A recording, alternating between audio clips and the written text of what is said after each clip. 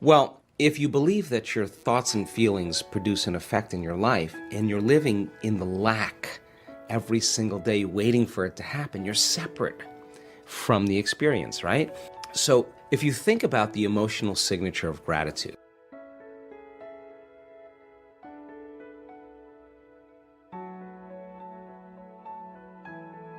you'd have to step out of the classical physics of the Newtonian world where we live in this realm of three-dimensional reality that we experience with our senses, and everything has height and depth and width, and we narrow our focus on the material world and we navigate in this way.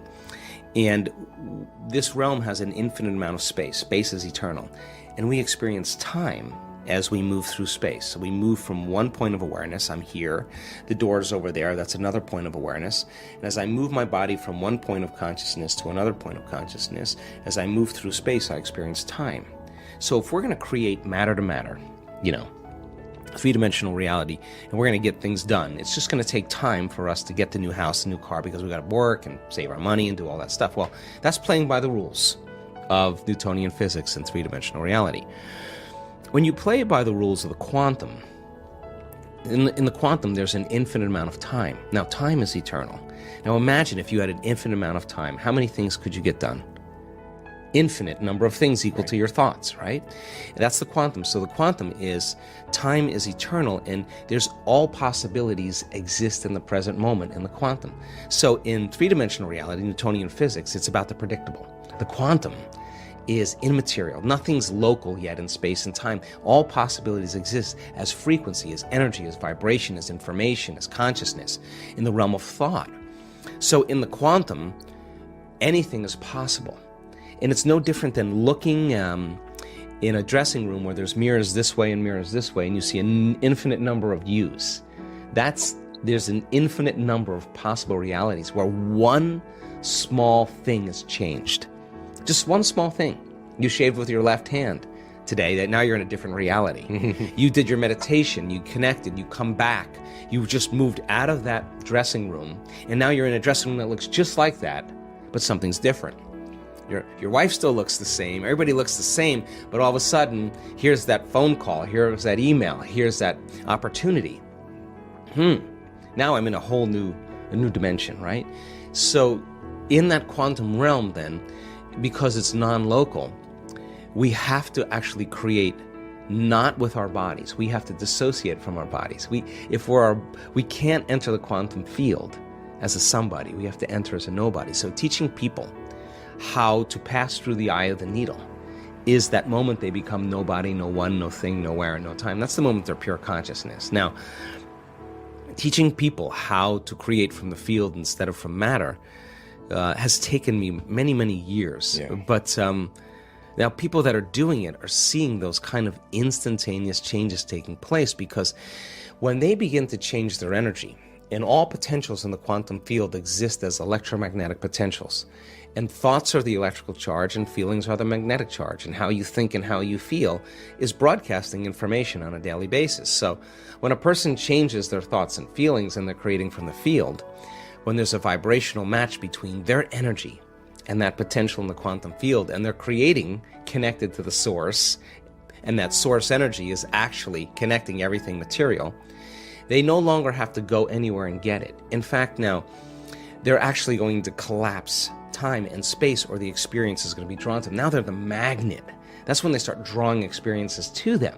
Now they're not going anywhere to get them. Now they're coming to them. That's when it gets fun. I think that when people say that they want a new job, or they want a new relationship, or they want to be healthy, they're actually waiting for their health to improve to feel gratitude. Right. They're waiting for their new relationship to feel joy and gratitude and thankfulness. They're waiting for the new career to happen. And once it happens, then they celebrate and feel gratitude. Well, if you believe that your thoughts and feelings produce an effect in your life, and you're living in the lack every single day waiting for it to happen, you're separate from the experience, right? So if you think about the emotional signature of gratitude, when you are receiving something that you like, that's pleasurable, you've just gotten or received something that is pleasurable, something just happened to you, or something's happening to you that you like, you say thank you, you feel gratitude. So the emotional signature of gratitude is that something has already happened. And it is the absolute perfect state of receiving. It is the absolute state of receivership. So here's an example. A person gets a diagnosis. The diagnosis is something like cancer. The first moment they hear that word, they feel fear. They feel a change in their internal state, and they pay attention to what the doctor says. They take a snapshot, and they create that memory. They remember the moment the doctor said that. So now they're in fear, they're scared, and they're going to think positively. Or they'll say, I'm going to beat this thing. Well, if they're feeling fear, they can only accept, believe, and surrender to the thoughts equal to their emotional state. That fear thoughts will be the only ones that will make it in there. Now, if the person changes fear to gratitude, as an example, and they really start training their heart, we can measure when a person feels gratitude, what happens to their heart. The heart gets regulated, starts beating more coherently, it starts increasing energy to the brain, it starts creating an ambient field around the body. This is when your heart starts working for you. That when a person starts feeling gratitude, then the emotional signature in the body is that something's happening to them, or something's just happened to them. So if you're in a state of gratitude, you're in a state of receiving, then the thoughts that you think will make it to the body and program the autonomic nervous system into a different destiny. So just in 4 days, we found that when people, 10 minutes a day, for 4 days, traded anger, frustration, fear, all those limited emotions for gratitude, that their immune system improved by 50%. They made immunoglobulins that made their body stronger. Now if a pharmaceutical company had a drug that could strengthen immunoglobulin A in your body, it would be on every television commercial during the news. And yet your body, your nervous system is the greatest pharmacist there is. So then your body is objective. It's your unconscious mind. It doesn't know the difference between a real life experience that creates an emotion and the emotion that you're creating by thought alone. So if your body is feeling gratitude, it's believing that something's happening to you.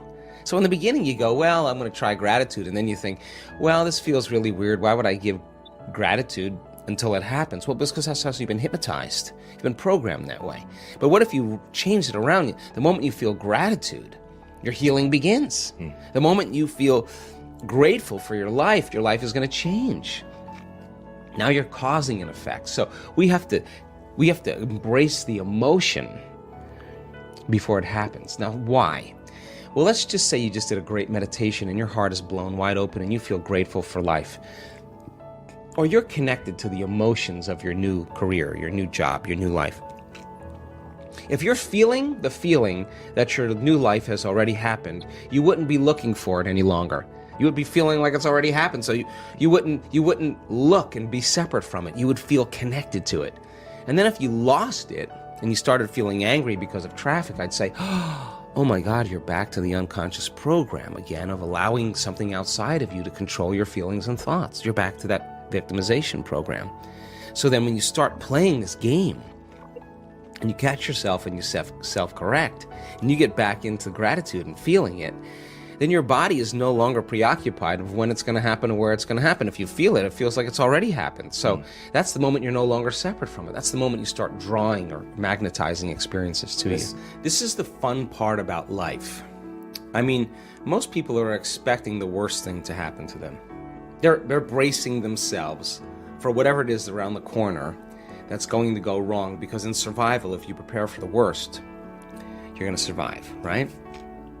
But if we're creating something new and unknown, creating a new thing in your life, it can't come in a way that you can predict or expect, because if you can predict it or expect it, it's the known. So then the moment you start trying to figure out how it's going to happen or when it's going to happen, you got in the way. The universe just backs off and says, okay, Sean wants to do it, go ahead. But when you are open to being astonished and surprised, and it comes in a way that you haven't expected, you wake up. You kind of wake up from the dream and you go, oh my God, it happened. And then you will look back at your entire past and you will want to change one thing in your past. We see this all the time because it brought you to the present moment. That's the moment the past no longer exists. So the surprise, the brain learns by mistakes and surprises. Which would you like a few of? How about some surprises? So when it comes in a way that's just like out of nowhere, that you haven't thought of, and it's your creation, and you're surprised, you're not unconscious any longer. You're more conscious, you're more awake, you're awakened, and you're starting to believe, oh my God, I'm the creator of my life. I'm not the victim of my life. I actually did that. And now you take your foot off the gas and you trust a little bit more that things are going to organize in a way that's right for you. That's a divine aspect in us starting to happen instead of that animal aspect. And so we have to lay down the very thing we used our whole life to get what we want for something greater to occur. And that is the greatest habit we have to break, because we got to stay out of the way. Well, here's the deal. It's a habit. If you're creating matter to matter and you're living in stress and survival, the chemicals of stress actually heighten your senses and we become materialists. So then when we're matter trying to change matter, we're always trying to force the outcome, trying to control the outcome, we're trying to predict the outcome, we're in the way. That's because you're experiencing separation. So you try harder, you fight for it, you compete, you manipulate. You do everything you can because you got limited resources, matter to matter. So then when you create from the field instead of from matter, and you feel connected to your vision, and you understand that when your heart is open, your heart is actually drawing the experience to you. Now think about this. If you understood that on a gut level, where would you rush to? There would be no place to rush to. You would never leave the present moment. You would just tune in and draw things to you. That's a much healthier way to live, right? So we force outcomes and we control outcomes because we're in the program of thinking that we're separate. But if you're feeling like your dream has already happened, then you wouldn't be forcing anything. You'd be relaxed in the present moment because the emotion of your future keeps you in the present moment. And so, yeah, it's not something you do in one swing. You got to practice a lot. You got to stay conscious. It's trial and error. But I tell you what, it's always worth the effort, because when it finally happens, you don't even care that it happened any longer, because you're so happy with yourself that you're no longer controlling. And the moment you just let go is the moment it always shows up. And that's the surprise, like, wow, I did it, or here it is. And then that energy, that surprise or the synchronicity helps us with the next creation. We can use that energy. And wow, I'm thrilled, I'm juiced, I'm in awe, I'm in love, I'm inspired, I'm grateful. Hey, you sit down to create the next day, it's a little easier. And wow, there's even more miracles happening. Oh, well, let's keep it going. Who wants to stop that, right?